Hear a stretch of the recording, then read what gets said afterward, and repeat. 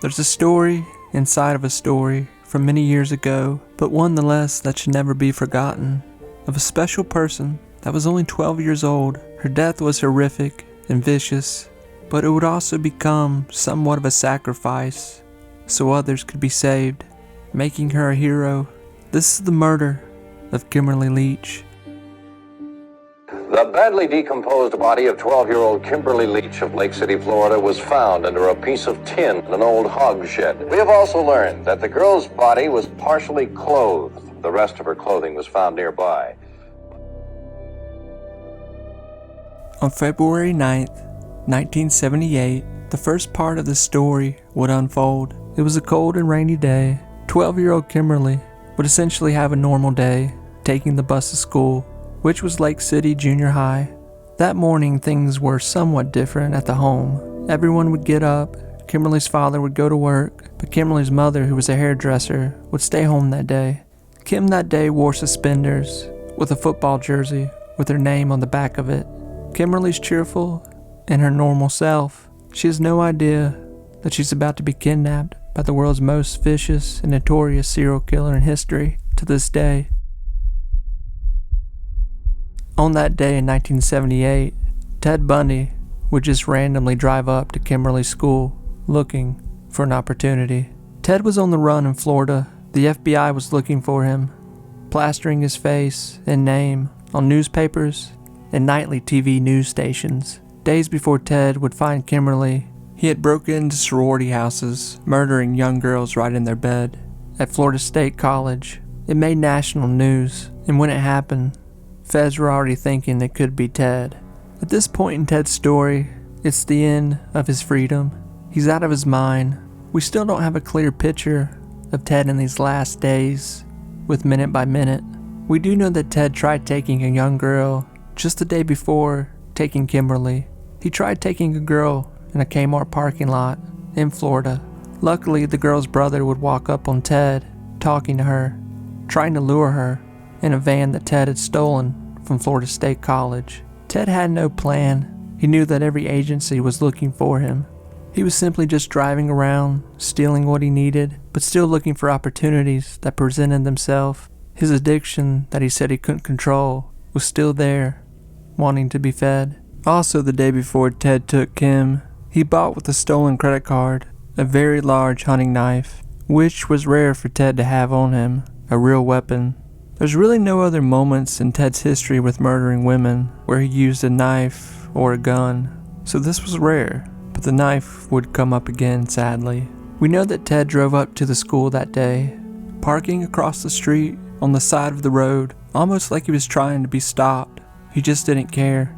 He parked his van on the berm of the road. He sat there in the driver's seat, just looking, for hours. We know this because where the van was parked, and spotted by people that saw it, there was almost a pack of cigarettes sitting there on the ground piled up that Ted smoked one by one as he was watching the school, but later being found and used as evidence later on in the case. We really don't have a time of when he got there, how long, who else he talked to, but he knew there was young girls in the school and had been watching them walk back and forth from classrooms and buildings. He knew that this was going to be a grab and go, to not waste time. Ted was wearing a suit jacket with dress pants and black reading glasses.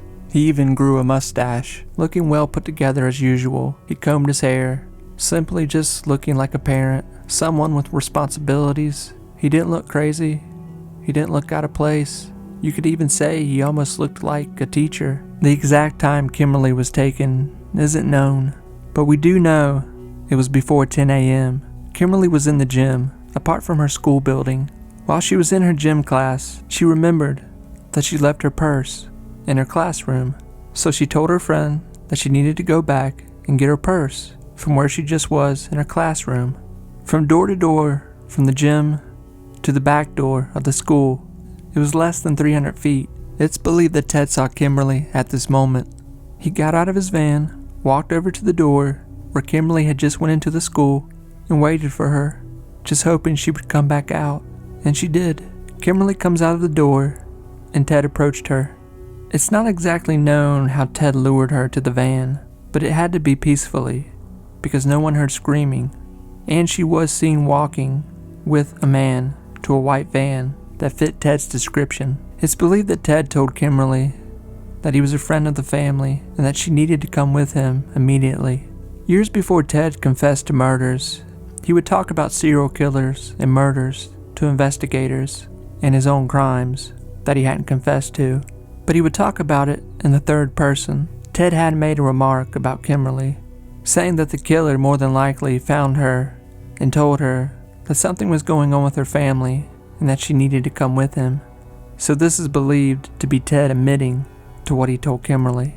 You have to understand that this was a huge distance, where Ted had to walk Kimberly from the door of the school all the way down to the van across the road, a dirty white van nonetheless. Kimberly either was in some sort of small belief that Ted was a family member, friend, or she knew she was in danger, putting her in shock and just hoping someone would help her. But once Kimberly was in the van, she was gone forever. Later, when questioned, a student would say that they saw a man fitting Ted's description standing around the gym. We don't know how long Ted had Kimberly.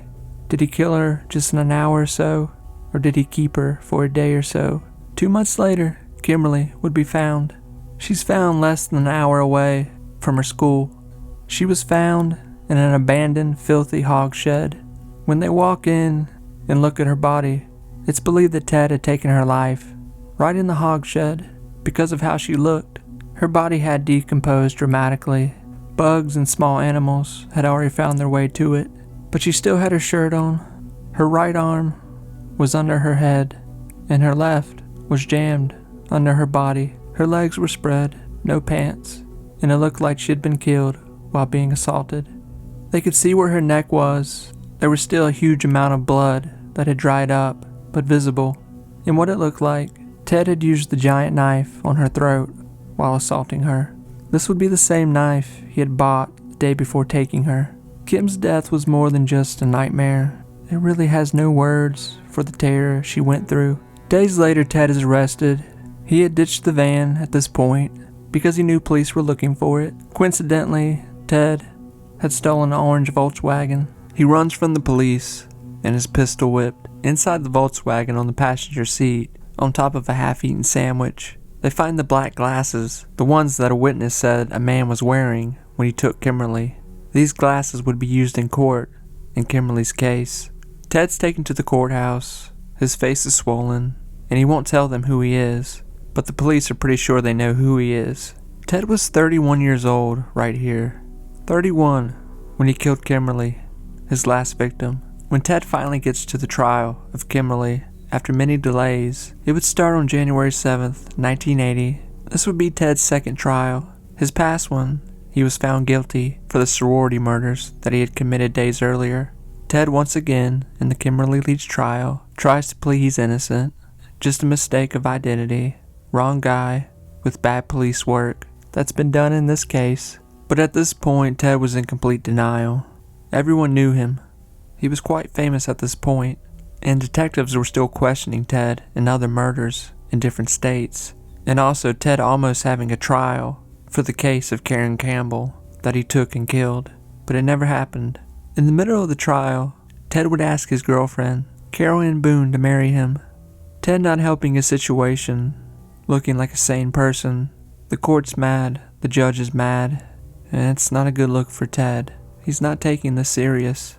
Kimberly's parents, Freda and Thomas, would take the stand to tell of the last time they saw their daughter that morning, what she was wearing, and what she was saying. At that moment, pieces of clothing that was found on Kimberly, on her decomposing body, were brought out and shown in the court, and the parents, in front of everyone, had to identify them as Kimberly's clothes. Ted is sitting back in his chair, looking off in the distance, and showing no interest in what's going on. The jury would also be shown crime scene photos that have still to this day never been released of Kimberly's body when it was found. It must have been unbelievable for Kimberly's parents to have to sit there and look at the man that they knew took their daughter and hearing what she had to go through in her last moments. Long story short, for the trial, Ted is found guilty once again. He's sentenced to death, and he famously stands up and tells the jury that they were wrong For whatever reason, there was something different about Kimberly with Ted. She wasn't just his last victim, but Ted wouldn't talk about her. Even when Ted was confessing to murders in his last days, he never talked about Kimberly. And the night before Ted was executed, when he gave his last famous interview, he was asked point blank about Kimberly. How could he take her and do what he did? You could see Ted in this moment, really the only time on tape, where Ted's admitted to the murder and saying he just doesn't want to talk about it, and it's far too much to go into. Whether it was so gruesome for Ted to think about, repulsive, finding somewhat of a feeling of remorse, or simply just embarrassed that he took a 12-year-old's life, Ted never talked about Kimberly, and we really don't know much about what happened in those hours that Ted had her, or really how long Ted did have her. In the end, Kimberly was Ted's last victim, but she wins because she took Ted's life too. Ted would be executed in the electric chair for the murder of Kimberly. Sadly for the Leach family, they never healed from their loss. Kim's father is said to have just worked himself to death in dying a young man. Kimberly's mother never really heals from what happened, not that she's supposed to. Kimberly's brother dies young as well, but in the end, they're all together, laying right beside the other one. Many people don't realize still to this day that Kimberly's death is still one of the most and sick, vicious murders recorded to this day, and it just happens to be by Ted Bundy. I bear none of the guilt, and I bear none of the responsibility, because I did not kill Kimberly Leach. This was apparently little Kimberly Leach, 12 years of age.